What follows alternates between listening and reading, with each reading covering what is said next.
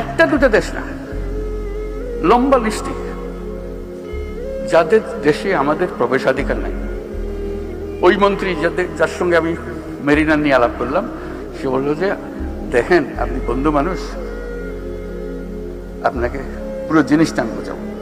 আমি তো বোঝাবো বলতে আমি নিজে গেছি, এই যখন তারা আসে দেখার জন্য যে বাংলাদেশিরা রিজেক্টেড হয়ে যাচ্ছে কেন, তো নানা জনের কাগজপত্র দেখালো,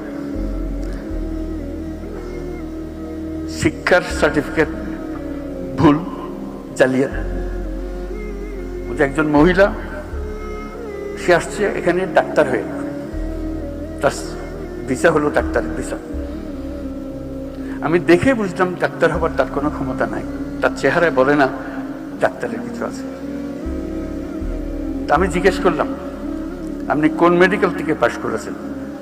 তখন কাগজপত্র গাইতে আর জন্য বের করে দিল মেডিকেল সার্টিফিকেট। তো স্টাফরা বলে স্যার এটা চাল, এটা ভুয়া,